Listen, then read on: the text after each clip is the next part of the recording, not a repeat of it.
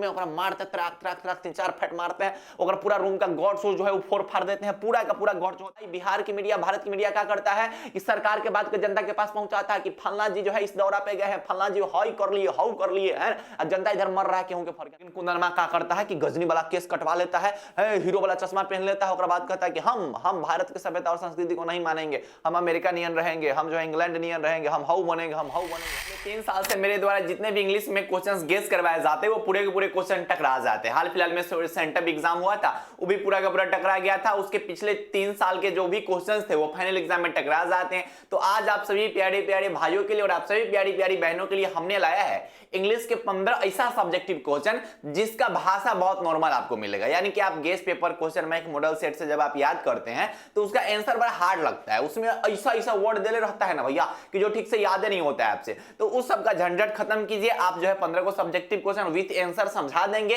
कोशिश यही रहेगी कि क्लास में लगभग जो है वो 60% याद हो जाएगा, बाकी 40% आप घर पे जो है इसका पीडीएफ ले लीजिएगा और अच्छे से जो है उसको रिवीजन करते रहिएगा, एक आध बार रीडिंग दीजिएगा तो पूरा का पूरा याद हो जाएगा। तो चलिए शुरुआत करते हैं। और सबसे पहला नंबर क्वेश्चन क्या है, पहले आप इसके अर्थ को समझिएगा, ठीक है। इंग्लिश के जो क्वेश्चंस होते हैं ना, अगर आप उसका अर्थ पता चल जाएगा ना कि मतलब इसका क्या है, तो आप आसानी से उसका आंसर लिख सकते हैं, ठीक है। सबसे पहला नंबर क्वेश्चन क्या पूछा गया भैया कि sir why was the speaker in my grandmother house proud of living in that house. अब ये क्वेश्चन कहां का है, तो ये क्वेश्चन जो है माय ग्रैंडमदर हाउस का है, जो कि कमला दास जी द्वारा लिखा गया हुआ है। सबको पता है कि कमला दास की जो दादी माँ होती है वो मर जाती है भैया, तो जब मर जाती है उसके बाद उसी चीज को ये याद करती है और इनको जो है बहुत अफसोस भी होता है, ठीक है। तो यहाँ पर क्या है कि why was the speaker in my grandmother house, जो ग्रैंडमदर हाउस की स्पीकर है वो अपने दादी माँ के घर पे क्यों गर्वमान्वित महसूस करती है, क्योंकि उस घर पे उनको बहुत प्यार मिलता है। जब वो बचपना में उस घर पे जाती थी तो इनकी दादी माँ इनको बहुत प्यार करती थी, और बाद में यही जब शहर वगैरह शिफ्ट हो गई तो ये जो स्ट्रेंजर्स थे, जो भी गली मोहल्ले के जो लोग थे, उसके घर पे प्यार पाने के लिए भटक रहे थे, उसके दरवाजे पर प्यार पाने के लिए भटक रहे थे, लेकिन दादी माँ के द्वारा जो इनको प्यार मिलता था ना, इनको बहुत अच्छा लगता था। तो अब उसी चीज को यहाँ पर आंसर के फॉर्म में हम लिख देते हैं और ध्यान से समझने का प्रयास करेंगे। क्या लिखल है भैया कि the speaker was proud of living in her grandmother house because it was filled with love and affections of her grandmother, क्योंकि उसकी जो दादी माँ थी उनको बहुत प्यार करती थी। वही लिखा गया हुआ है कि the speaker was proud feeling, जो स्पीकर थी, जो लेखिका थी, वो बहुत गर्वमान्वित महसूस करती थी, क्योंकि अपनी दादी माँ के जब वो घर पे रहती थी तो उनको बहुत प्यार मिलता था, बहुत उनको जो है खुशी महसूस होती थी, विच गेव हर हैप्पीनेस, उनको बहुत खुशी महसूस होती थी, उनको बहुत सिक्योरिटी, मतलब समझते हो ना कि मतलब एकदम रिलैक्स होकर रहती थी, एकदम सदा जीवन एकदम मजा आता था इनको रहने में, किसी चीज का डर भय नहीं था। एंड इमोशनल सेटिस्फेक्शन, और साथ ही साथ जो थी वो दादी माँ के साथ इनका एक इमोशन भी जुड़ चुका था। इसी सब चीज को याद करते हुए इनको अच्छा भी लगता है, गर्ववान्वित भी महसूस करती है, और इन्हीं सब चीज को याद करते करते यहां पर जो है एक पोयम लिख देती है जिसका नाम हो जाता है माय ग्रैंडमदर हाउस। अब इसको 3-4 बार आप रीडिंग दीजिएगा तो आप आराम से इसको जो है याद कर लीजिएगा। अगर आप चैनल को अभी तक सब्सक्राइब नहीं किए तो भैया चैनल को सब्सक्राइब कर लीजिएगा, क्यों, क्योंकि आप बिहार बोर्ड का फर्स्ट गाइडेंस चैनल पे है। नेक्स्ट नंबर क्वेश्चन क्या है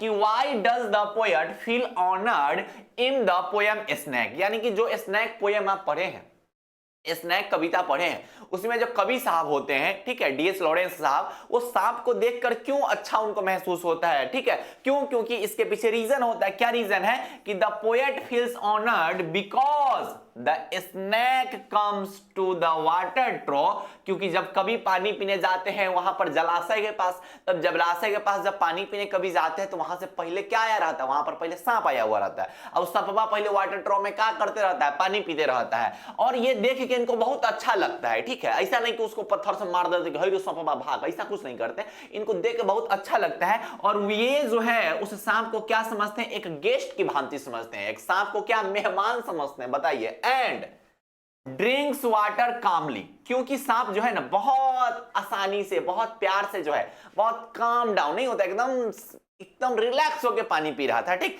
ये सब देख के कवि को बहुत अच्छा लगता है। अगला क्या है, before him because he considered और रेयर एंड रिस्पेक्टफुल एक्सपीरियंस, क्योंकि ऐसा एक्सपीरियंस, ऐसा अनुभव जो है वो रेयर केस में देखने को मिलता है कि कोई सांप जो होता है वो एकदम रिलैक्स होकर कहीं पे पानी पीता है। क्योंकि देखना है कि सांप वो पानी पीते रहेगा, चाहे कहूं रहेगा सांप, हल्का भी अगर आदमी का पैर उड़ का आवाज सुनता है तो भाग जाता है वहां से, ठीक है। लेकिन ये चीज देख के कवि को बहुत अच्छा महसूस होता है, और ये सब देखते हुए कवि ने यहाँ पर एक पोएम लिख दिया जिसका नाम हो गया द स्नेक। भैया चलो नेक्स्ट नंबर क्वेश्चन पर चलते हैं। थर्ड नंबर क्वेश्चन है कि what did the fire harm से टू द स्पीकर, यानी कि जो आग की लपटें थी वो कवि से क्या कहता है। तो आपको पता होना चाहिए यह लाइन जो है फायर हार्म का है, ठीक है, मतलब फायर हार्म का है, जो कि किनके द्वारा लिखा गया हुआ है, केक्की एन दारूवाला जी द्वारा लिखा गया हुआ है, ठीक है। अब इसमें क्या होता है कि केक्की एन दारूवाला साहब का एक फर्स्ट बेटवा जो रहता है, ठीक, वो मर जाता है, और केक्की एन दारूवाला साहब जो होते हैं वो पारसी धर्म के होते हैं, जोरोस्ट्रियंस होते हैं। तो इनके धर्म में क्या होता है कि बेटा को नहीं जलाया जाता, नहीं दफनाया जाता है, इसको जो है टावर ऑफ साइलेंस में जाकर डाल दिया जाता है। अब कोई कहेगा कि भैया टावर ऑफ साइलेंस क्या होता है, तो टावर ऑफ साइलेंस जो होते हैं ना, पारसी धर्म में ना एक जगह बनाया जाता है, जैसे हिंदू धर्म में शमशान घाट, इस्लाम धर्म में कब्रिस्तान होते हैं, वैसे ही पारसी धर्म में जो होते हैं वो टावर ऑफ साइलेंस होते हैं, जहां पे जाके जो है वो बॉडी को डाल दिया जाता है चील कौवा को खाने के लिए। हाँ सही बोल रहे हैं आप, सर्च कर लेना, ठीक है, टावर ऑफ साइलेंस क्या होता है। तो ऐसे इनका जब फर्स्ट बेटा की मृत्यु हो जाती है तो जो टावर ऑफ साइलेंस होते हैं, जो नजदीकी टावर ऑफ साइलेंस होते हैं, वो बहुत दूर होते हैं। अब कभी सोचते हैं कि भाई उतना दूर जाना तो पॉसिबल नहीं है, तो ये अपने बेटा को जो है किसके हवाले कर देते हैं, तो आग के हवाले कर देते हैं। तो वहीं पर वह आग बोलता है, वो आग क्या बोलता है वही सुनिएगा, ठीक है। The fire ham told the speaker, वह फायर वो जो आग की लपटें है वो क्या बोलते हैं कवि से, यू स्टैंड फॉर गिव, तुम भी फिर भूल गए, ठीक है। क्यों? क्योंकि भाई मेरे बात याद रखना कि सबसे पहला बार कवि ने आग को बोला था, ठीक है, कि ये आग जो है ना बड़ा बेरहमी से इंसान को जलाता है, कि कभी कभी जो है आधा आधा शरीर जो है बचा रह जाता है, आधा शरीर ही जलाता है, कि मैं शपथ लेता हूं कि मैं इस आग को जो है वो पूरा जलवाऊंगा शरीर, ऐसा मतलब इनका शपथ था, पहला शपथ। तो वही चीज को है दोबारा जब ये अपने बेटा को जो आग में लाते हैं, तो वह आग इनके बेटा से कहता है, वह आग इनसे कहता है कि तुम फिर भूल गए उस बात को। किस बात को? This means that the fire forgive him for breaking his religious, आग जो है उनको याद दिलाता है कि तुम जो है अपने धर्म का उल्लंघन कर रहे हो, क्योंकि तुम्हारे धर्म में जो है इंसान को जलाया नहीं जाता है। Custom when he had cremate his first born child because the nearest tower of silence is 1000 miles away। क्यों? क्योंकि उनका जो फर्स्ट बॉर्न रहता है, उनका फर्स्ट बच्चा जो रहता है वो जब मर जाता है, और जो नियरेस्ट टावर ऑफ साइलेंस रहता है वो बहुत ज्यादा दूर रहता है, जिसकी वजह से जो है इनको अपने धर्म का उल्लंघन करके अपने बेटा को जो है आग के लपटे के हवाले करना पड़ता है। इसी सब चीज को देखते हुए जो है आग इनसे कहता है, भूल गए तुम इस बात को। हाँ, नेक्स्ट नंबर क्वेश्चन पर चलते हैं। ये रहा सर चौथा नंबर क्वेश्चन कि what made Sebei heart beat faster, Sebei की दिल की धड़कन कैसे बढ़ जाता है। सेबई क्या करता है कि एक दिन जो है मार्केट जा रहा होता है, तो एक जो बूढ़ी औरत होती है वो फल बेच रही होती है, और उसके पीछे बड़ा ताखा पर धैल रहता है, एगो क्या गॉड्स रखा हुआ रहता है। उस गॉड जो रहता है 5 इंच का गॉड रहता है, बहुत सुंदर गॉड रहता है, बहुत सेबई को पसंद आता है। इसी चीज को जब सेबई देखता है तो उसका हार्ट बीट जो होता है क्या होता है, बढ़ जाता है। उसी चीज को लिखा गया हुआ है कि व्हाइल एग्जामिनिंग द गॉड्स, जब ये गॉड्स वगैरह का परिरक्षण कर रहा था, घूमते रहता, हमेशा से मार्केट में घूमते रहता है गॉड्स के लिए, Sebei caught sight of one which about 5 inch long gourd. अब उसको क्या दिखता है, वहां पर उसको जो है एक बूढ़ी औरत के दुकान में 5 इंच का एक लंबा सा गॉड दिखाई देता है। And the price of this 5 inch god was 10 cent, और उसकी प्राइस कितनी रहती है मेरे भाई, तो उसकी प्राइस 10 सेंट रहती है, ये मैंने आपको पढ़ाया भी हुआ है, ठीक है। तो it made Sebei heart beat faster, और यही देखकर जो है सेबई जब दौड़ते दौड़ते वहां पे जाता है और इस चीज को देखता है तो उसकी दिल की धड़कन वो बढ़ जाती है, और फिर बूढ़ी औरत से आके उसे प्राइस पूछता है, दादी माँ कितना है इसका रेट, ठीक है। चलिए नेक्स्ट क्वेश्चन क्या है, भैया आप कह रहे हैं ना कि जो 15 क्वेश्चन बता रहे हैं ना, इस 15 में से ना एग्जाम हॉल में ना फिक्स कर लेना, मिनिमम 3 गो क्वेश्चन, मिनिमम कम से कम 3 गो लिखना, 5 को रहता है ना आपको, मिनिमम 3 को फिक्स कर लीजिए, ना आने का सवाल ही नहीं, 100% आएगा, मिला लीजिएगा, ठीक है। अगला क्वेश्चन क्या है, how did Sebei father reacted to teachers complain, Sebei के जो पिताश्री होते हैं वो मास्टर साहब के कंप्लेन पर कैसे रिएक्ट करते हैं, कैसे ओकरा धा के कूटते हैं, मतलब सेबैया के कैसे पीटते हैं, उसके बारे में पूछा गया हुआ है। तो सेबई फादर बिकेम वेरी एंग्री, सेबई के पिताश्री जो है बड़ा गुस्सा आ जाते हैं। क्या गुस्सा आते हैं पता है, क्यों? क्योंकि जब इनको पता चलता है कि मास्टर साहब घर पे आके ओरहन दे के गए हुए हैं, मास्टर साहब घर पे आके कंप्लेन करके गए हुए हैं, ही बीट सेबे जाते हैं सेबे के रूम में, ओकरा मारते त्राक त्राक त्राक 3-4 फट मारते हैं, ओकरा पूरा रूम का गॉड शो जो है वो फोड़ फाड़ देते हैं, पूरा का पूरा गॉड जो होता है स्मैश कर देते हैं, एकदम फोड़ फाड़ देते हैं। बिकॉज क्यों? क्योंकि सेबे जो है अपना पढ़ाई पे फोकस नहीं कर रहा था। कहां पे उसका फोकस था? हमेशा जो है नई का जो है गॉड्स लाता था, और साथ हमेशा काम करता था, पढ़ाई लिखाई करबे नहीं करता था। इथिक्स का मास्टर साहब क्लास कर रहा रहते, वही क्लास के नीचे बैठ के गॉड्स पॉलिश कर रहा था। ये सब देख के जो है मास्टर साहब गुस्सा आ गया, मार त्राक त्राक त्राक 3-4 फट मार के जो है एकदम ऐसे, भैया अरे पढ़ेगा नहीं रे तू, ऐसे बोले थे। ठीक, चलो भैया नेक्स्ट क्वेश्चन क्या है? What do you mean about the term free press? आप पढ़े होंगे how free is the press, जिसमें जो है प्रेस की फ्री की बात की गई हुई है। तो बोला जाता है कि आप जो है फ्री प्रेस टर्म से क्या समझते हैं। ठीक, तो इंसान तो भैया इतना ही चाहता है कि अगर कोई प्रेस है तो वो अगर फ्री है तो सरकार के अंदर की बुराई अच्छाई, सरकार की पहलुए, सरकार की जो नीति होती है उस सबको जनता के सामने रखे, ठीक है, और निष्पक्ष रहे। तो ही बोला गया हुआ है कि free of the press will mean the freedom of the press in certain level. कुछ निश्चित स्थितियों में जो होनी चाहिए, प्रेस को इतना फ्री होना चाहिए कि लोगों के सामने सच्चाई प्रस्तुत कर सके। It should not be dictator, ये जो प्रेस होना चाहिए उसको तानाशाह नहीं होना चाहिए, सरकार के अंदर नहीं रहना चाहिए और सिर्फ सरकार के लिए ही काम नहीं करना चाहिए। ठीक है, लेकिन आजकल के गोदी मीडिया तो बाप रे बाप पता चलता है कि असल बात जो है जनता के सामने पहुंचावे नहीं करता है ना। अरे मीडिया का काम क्या है कि भाई जनता की बात को सरकार तक पहुंचाना, लेकिन भाई बिहार की मीडिया, भारत की मीडिया क्या करता है कि सरकार के बात को जनता के पास पहुंचाता है कि फलना जी जो है इस दौरा पे गए हैं, फलना जी हाई कर लिए, हाउ कर लिए हैं, जनता इधर मर रहा है, क्यों के फर्क नहीं पड़ता है। ठीक है, लेकिन वही उल्टा सुल्टा हो रहा है। It should rule the policy of the government and publish good news. ये जो होनी चाहिए, इसके अंदर इतनी क्षमता होनी चाहिए कि गवर्नमेंट कोई पॉलिसी निकाल रही है तो उसकी अच्छाई बुराई जो भी चीज है उस पर जो है आवाज उठानी चाहिए और जो क्या करनी चाहिए और जो है अच्छा न्यूज को पब्लिश करना चाहिए। हम लोग इतना ही एक्सपेक्ट कर सकते हैं, लेकिन प्रेस ऐसा करता नहीं है ना, इतना हम लोग उम्मीद कर सकते हैं। अगला क्या है? What was the role of fire in our development? यानी आग जो है, आग का हमारे जीवन में यानी कि मनुष्य जीवन में कितना विकास में उसका कितना योगदान रहा है उसके बारे में पूछा गया हुआ है। तो Burton Russell in his essay, Burton Russell साहब जो है अपने निबंध में, किस निबंध में? तो ideas that has help mankind नाम के निबंध में क्या कहते हैं? Says that the invention of fire proved a milestone in our development. जब आग का आविष्कार हुआ तो यह एक माइलस्टोन साबित हो गया। ठीक है, मतलब इसको पत्थर माना जाता है, मील का पत्थर माना जाता है जब आग का आविष्कार हुआ था। ठीक, we began to fry our food. उससे पहले क्या करते थे हम लोग नहीं, मतलब जो लोग पहले थे कच्चे जो है मांस मछली खाने लगते थे, लेकिन जब आग का आविष्कार हुआ था पता चला कि नहीं भाई, इसको जो है ना जलाकर फ्राई करके भी किया जा सकता है, उबाल के भी खाया जा सकता है। ठीक है, the acquainted us with the creating lights in the darkness. साथ ही साथ आग से जो है वो लाइट भी उत्पन्न की जाई। ठीक है, पहले के जमाने में आग से जो लाइट का भी उत्पन्न किया गया। Protecting us from wild animals, ठीक है, जो कि जो है हमें जानवरों से भी बचाता था, अंधेरा से हमें डार्कनेस से दूर भी करता था। तो जब आग का आविष्कार हुआ तो ये बहुत ज्यादा ही लाभदायक रहा मनुष्य जीवन के लिए, मनुष्य जाति के लिए। How does Gandhi ji want to his countryman to deal with modern civilisation? Gandhi ji जो है भारत की जनता से क्या चाहते थे कि ए सुनो कुंदन कुमार, ऐसे जीना नहीं है, वेस्टर्न सिविलाइजेशन में मत जाना, हमेशा जो है अपने भारत की सभ्यता और संस्कृति के अंदर रखना। लेकिन कुंदन मा क्या करता है कि गजनी वाला केस कटवा लेता है, हीरो वाला चश्मा पहन लेता है, और बाद कहता है कि हम भारत की सभ्यता और संस्कृति को नहीं मानेंगे, हम अमेरिका नियन रहेंगे, हम जो है इंग्लैंड नियन रहेंगे, हम हाउ बनेंगे, है ना। तो ऐसे होता है। यही सब चीज को गांधी जी समझाते हैं कि ये जो आधुनिक सभ्यता है बर्बाद कर देगा, कुछ नहीं होगा तेरा जीवन में। ठीक है, तो इन दिस से Indian civilization and culture, Gandhi ji describe the importance of Indian civilization. इसमें गांधी जी है भारत की सभ्यता और संस्कृति के महत्वता को बताते हैं, गुणवत्ता को बताते हैं कि भाई बाकी जितना भी देश था वो सब अपन सभ्यता और संस्कृति को बर्बाद कर लिया, एक अपना देश भारत है वो अभी भी टिका हुआ है। ठीक है, तो इसको समझिए। Gandhi ji advice his countryman, Gandhi ji जो है अपने देश के लोगों को एडवाइस देते हैं, सलाह देते हैं to use modern civilization with caution. Modern civilization ठीक है आप यूज कीजिए, कोई दिक्कत नहीं है, लेकिन थोड़ा लिमिट में रह के, है ना, क्या क्या यूज करना है वो देख लीजिएगा। They should accept this useless aspects but rejects its harmful effects. उसको आप यूजफुल बनाइए, ठीक है, उसमें जो भी अच्छाई है उसको लीजिए, लेकिन जो जो हार्मफुल चीजें है ना उसको थोड़ा दूर कीजिए, उसको आप रिजेक्ट कीजिए।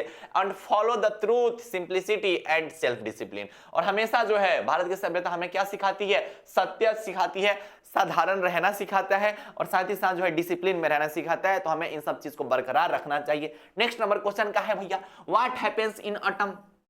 ऑटम का जब सीजन आता है तो इसमें क्या होता है? तो ऑटम के सीजन में क्या होता है? आप पढ़े होंगे ओड टू ऑटम में कि बड़ा सुंदर सीजन होता है, ठीक है, बहुत सुंदर सीजन होता है कि नया नया जो पेड़ पौधे पर जो कलियाएं वगैरह है वो आने लगती है, फल जो होते हैं वो एकदम भर जाते हैं, रसदार फल हो जाते हैं, ठीक है, उसमें मीठापन आ जाता है। तो autumn season is one of the most loved season, ठीक है।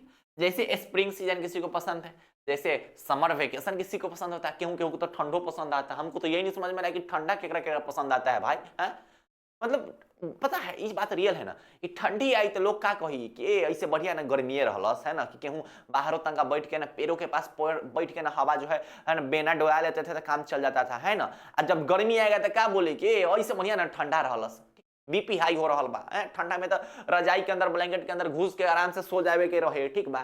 मतलब भलाई कोई चीज में ना है, ठीक है, ना गर्मी में भलाई है ना ठंडी में भलाई है, ठीक है। तो सबसे बढ़िया ऑटम सीजन केकरा बोलते हैं? जिनमें ना गर्मी ज्यादा होला ना ज्यादा ठंडा होला, बीच बीचा सीजन होता है, उसी को ऑटम सीजन कहा जाता है, ठीक। अब क्या है, ड्यूरिंग ऑटम के दौरान क्या होता है कि नेचर रीचेज परफेक्शन। जो नेचर होती है, जो प्रकृति होती है, वो बहुत सुंदर लगती है, वो पूरा परफेक्ट लगने लगती है। जो फ्रूट्स होते हैं, जो फ्लावर्स होते हैं, ठीक है, जो क्रॉप्स वगैरह होते हैं, जो कलियाएं वगैरह होती है, जो बीज वगैरह होते हैं, ठीक है, वो पूरे के पूरे ग्रो हो जाते हैं, बढ़िया से ग्रो होते हैं, ठीक है। उसकी जो होती है वो उपज बहुत अच्छी होती है। And season creates of peaceful and harmonious scene. और ये जो सीजन है ना एक अलग ही वातावरण में जो है अलग ही सौंदर्य बिखेरती है, ठीक। ऑटम सीजन में जो होता है वो नई नई पौधे की कलियां खिलने लगती है, जो देख के बहुत सुंदर लगने लगता है, ठीक है। In autumn season sun and autumn season में क्या होता है, सूर्य और ऑटम सीजन मिलकर प्लान करते हैं। क्या प्लान करते हैं कि चलो सूरज भाई ये काम ऐसा करता है कि जितनी भी जो पत्तियां वगैरह है, जितनी भी कलियाएं वगैरह है, जितने भी फल है ना, चलो उसको जो है उसके सेटिस्फेक्शन रिजल्ट देते हैं, उसको जो है बढ़िया से जो है क्या बोलते हैं उसको, कली को जो है और बड़ा कर देते हैं, फूल को जो है और बड़ा कर देते हैं, फल वगैरह में और मिठास भर देते हैं, ठीक है, कद्दू को जो है गुद्देदार बना देते हैं। तो ये सब आपको पढ़ना था ओड टू ऑटम में। नेक्स्ट क्वेश्चन क्या है, is the speaker of the soldier afraid of death? यानी कि जो स्पीकर है 10 सोल्जर का, क्या उसको मृत्यु से डर लगता है, ये पूछा गया हुआ है। तो ना भैया, क्योंकि वो एक देशभक्ति कवि थे, वो एक बहुत महान योद्धा थे, उनको कैसे डर लग सकता है? तो यहां पर लिखा गया हुआ कि no, the speaker in the soldier is not afraid of death. ये जो स्पीकर है 10 सोल्जर में वो मृत्यु से नहीं डरते हैं, because he is also a great warrior, क्योंकि वह भी एक जो थे वो सैनिक थे, वो एक महान योद्धा थे। He believes that dying for his country is a honour, ठीक। ये बोलते हैं कि अगर कोई सिपाही, अगर कोई आर्मी, अगर कोई सोल्जर अपने देश के लिए मर जाता है तो उससे बड़ा गर्व की बात क्या हुई हो सकता है, ठीक है। अगला समझते हैं, he feels proud that his sacrifice will make even a foreign land a part of his beloved nation। ये बोलते हैं कि हमारी जो है वो सेक्रीफाइस, हमारी त्याग ये है कि हम जहां पे लड़ने गए हुए हैं अगर उस देश में भी मर जाते हैं तो जिस मिट्टी में मुझे दफनाया जाएगा वो मिट्टी जो है हमारे देश इंग्लैंड का हो जाएगा, हमारे नेशन का हो जाएगा, और ये हमारे लिए गर्व की बात है, ठीक है। नेक्स्ट नंबर क्वेश्चन क्या है कि व्हाई मैकबेटी कॉल्ड क्रिमिनल? मैकबेटिया के क्रिमिनल कहला कहा जाता था, है ना। बिलाई जो है मैकबेटी बिलाई, ओकरा क्रिमिनल कहला कहा गया, कहला क्यों कामे करता था क्रिमिनल नियन, है ना। बिल्ला, इसको बिल्ला है ना, बिल्ला, इसको बिल्ला क्रिमिनल बोलो, ठीक। इतना खतरनाक बिलाई जीवन में कोई देखा ही नहीं होगा, है ना। अरे ठीक है, हमने या तोनी के घर में के बिलाई दूध पी जाई, ज्यादा से ज्यादा दही खा जाई, है ना, उससे ज्यादा का ही करी, घर के कोई सामान खा जाई। लेकिन मैकबेटिया क्या करे लो कि कुछ कर देता है, ठीक है, जाके जो है पुलिसवा से पागल बना देता है, कहीं पर कोई क्राइम कर देता है, कुछ करके वहां पर भाग जाता है, जाके आराम से सो जाता है, ठीक है, इसलिए इसको क्रिमिनल कहा गया हुआ है। तो Macavity is called a criminal because he is a master thief. मतलब एक बोले ना कि महान चोर बोलिए, इसको महान क्रिमिनल बोलिए, ठीक है। एंड विलन, इसको विलन से भी कंपेयर किया गया हुआ है कि नॉर्मल नहीं है ये, बड़का विलन है। हु ऑलवेज एस्केप्स कैप्चर्स, जो कि हमेशा जो है वो कहीं ना कहीं कांड करेगा, वहां से फरार हो जाता है। ही कमिट्स द क्राइम सीक्रेटली, जहां पर भी वो क्राइम करता है वहां पे बहुत सीक्रेटली, बहुत आसानी ढंग से क्राइम करेगा, वहां से पार हो जाएगा। साथ ही साथ break the rules and never caught, making him mysterious, clever and infamous of among the police and society। इसका मतलब समझा, ये जहां भी जाता है वहां पे हर एक ब्रेक कर देते हैं नियम को, जितने भी नियम है ग्रेविटेशन के नियम तक को ये ब्रेक कर देता है, क्योंकि जब आकाश में उड़ता है तो पता नहीं चलता है ग्रेविटी कहाँ गया है ना, ऐसा ऐसा नियम को ब्रेक करता है। साथ ही साथ ये जो होते हैं वो कभी भी पकड़े नहीं जाते, इसको आप कभी भी कॉट नहीं कर सकते, कभी आप इसको पकड़ नहीं सकते हैं, ठीक है।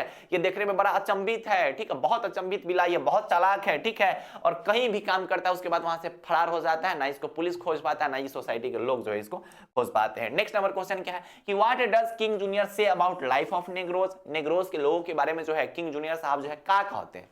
सबको पता है कि नेग्रोज जो है वो अमेरिका के ब्लैक अमेरिकन थे।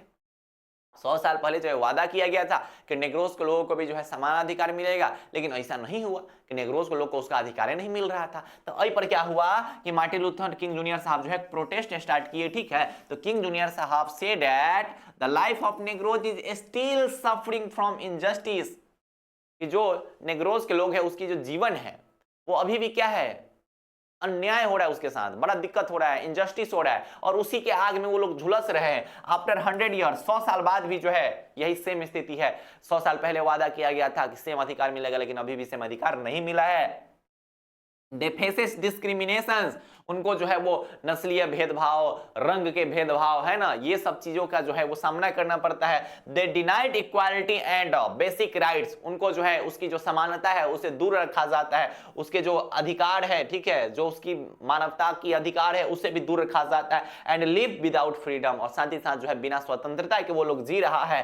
ही asks that they B guaranteed opportunity and the respect, ठीक है। ये जो है किंग जूनियर साहब खड़ा होते हैं और कहते हैं कि हम जो है कोशिश करेंगे कि इसको इसका अधिकार दिला देंगे, और इसको जो है इसके सेटिस्फैक्टरी रिजल्ट तक ले जाएंगे, और इसको भी वह रिस्पेक्ट मिलनी चाहिए, वह अवसर मिलनी चाहिए, ठीक है, और उसको जो है न्याय मिलनी चाहिए। इसी चीज के लिए किंग जूनियर साहब खड़ा हुए थे। नेक्स्ट क्वेश्चन है, अभी तक चैनल सब्सक्राइब नहीं है तो चैनल सब्सक्राइब कर लीजिए, अब कब कीजिएगा, है ना।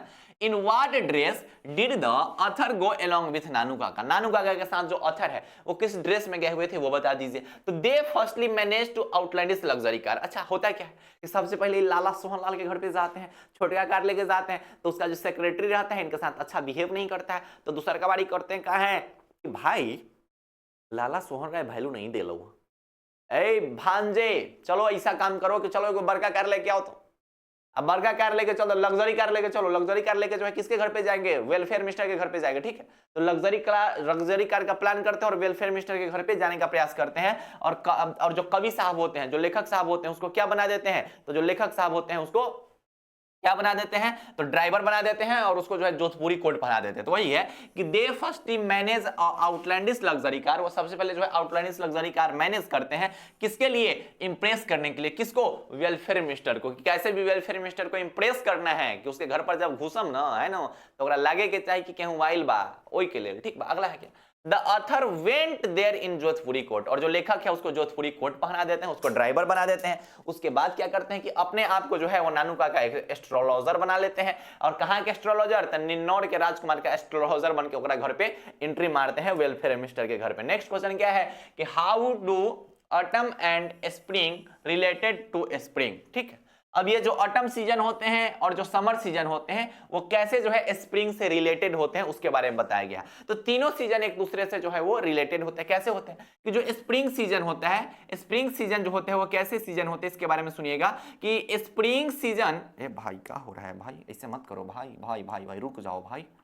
क्या है, spring season is the season of birth and growth. Spring season में क्या होता है कि कोई भी जो कलियाएं वगैरह होती है, कोई भी जो पौधे होते हैं उसका जन्म होता है। क्या होता है, उसका जन्म होता है। उसके बाद क्या होता है, समर सीजन जो होता है continue this growth and adds warmth and energy. उसके बाद जब ऑटम सीजन आता है, ठीक है, ऑटम सीजन जब आता है तो ऑटम सीजन क्या करता है, ऑटम नहीं होगा समर, हाँ समर। तो जब समर सीजन आता है तो समर सीजन जितना तक ग्रोथ हो रहता है उसको और कंटिन्यू करता है, उसको और आगे तक ले जाता है, और साथ ही साथ उसमें जो है कुछ जो है एनर्जी भरता है। उसके बाद जब लास्ट में जब ऑटम सीजन आता है तो ऑटम जो है सब चीज को पूरा कर देता है। अब कली भी हो गया, थोड़ा बड़ा भी हो गया, अब उसके अंदर गुद्दादार बनाना है, उसमें जो है रस भरना है, तो ये सब चीज कौन करता है, तो ये सब प्रोसेस जो है वो ऑटम सीजन करता है। उसके अंदर क्या करता है, फुलफिलमेंट करता है, मिठास को फुलफिलमेंट करता है, और साथ ही साथ जो है उसको और गुद्देदार बनाने का काम करता है। इसी कारण जो है तीनों सीजन जो है आपस में कोरिलेट करते रहते हैं, तीनों सीजन आपस में मिलते जुलते हैं। लास्ट नंबर क्वेश्चन है कि in the poem an epitaph what will happens when the poet dies. अब कवि साहब कहते हैं कि जब तक हम जिंदा है तब तक तो हम उसको याद करेंगे, हमारा मर जाने के बाद कौन उसको याद करेगा। तो यहाँ पर क्या बोला गया हुआ है कि the poet Walter डेलामियर say that, क्या कहते हैं कि nobody will remember after his death, कि मेरे मृत्यु के बाद मुझे भी तो कोई याद नहीं करेगा, क्योंकि मैं ही एक ऐसा इंसान हूं जो उस मोस्ट ब्यूटीफुल लेडी को याद कर रहा हूं, बाकी कोई उसको याद नहीं कर रहा है। जब हम भी मर जाएंगे तो ना उसको कोई याद करेगा ना हमको कोई याद करेगा। ठीक है, अगला क्या है sir, the memory of the beautiful lady of the western country is alive in the heart of the poet, क्योंकि जब तक वो जिंदा है कवि साहब तब तक वो जो मोस्ट ब्यूटीफुल लेडी है जो वेस्ट कंट्री की है, उसकी जो मेमोरी वगैरह है वो अभी भी जो है कवि के दिल में है, वो जीवित है, अभी भी जिंदा है। और कवि को इस बात का डर है कि अगर मैं मर जाऊंगा तो उसको याद कौन करेगा और मुझे कौन याद करेगा। ठीक है, तो यही सब चीज को जो है कवि सोचते हैं और इसी चीज को बताते हैं। खैर ये सेशन आपको कैसा लगा कमेंट सेक्शन में जरूर बताइएगा। क्या आपको ये चीजें अच्छे से समझ में आ गई हुई हैं, तो ये भी आप मुझे कमेंट करके जरूर बताइएगा। तो बस ज्वाइन करने के लिए आप सभी भाइयों को और आप सभी बहनों को थैंक यू सो मच। दोस्तों तक शेयर कर दीजिएगा और चैनल पे अगर नए हैं तो चैनल को सब्सक्राइब कर लीजिएगा, क्योंकि आपके प्यार और आपके सपोर्ट की बहुत जरूरत है। और इसी टाइप का जो है एक और वीडियो आपको मिल सकते हैं जिसमें जो बचे खुचे क्वेश्चंस होंगे स्टोरी ऑफ इंग्लिश वगैरह के वो सब जो है क्लियर हो जाएंगे। तो इतना आप जरूर कर दीजिएगा। और आपको पता होना चाहिए कि हमारे चैनल पर इंग्लिश के फ्री कोर्स चल रहे हैं जिसमें आपको रिवीजन करवाए जा रहे हैं, ग्रामर पढ़ाए जा रहे हैं, किताब के पूरे पूरे चैप्टर्स पढ़ाए जा रहे हैं, सब्जेक्टिव करवाए जा रहे हैं, ऑब्जेक्टिव करवाए जा रहे हैं, समरी करवाए जा रहे हैं। ठीक है, यानी कि सब कुछ कंप्लीट इंग्लिश का जो है सिलेबस फ्री में पढ़ाया जा रहा है। तो आप जाके एक बार प्लेलिस्ट में चेक कीजिएगा, सब कुछ आपको मिल जाएगा। ठीक है, तो पढ़ाई करते रहिए। बाय बाय, टेक केयर, जय Hind and love you all.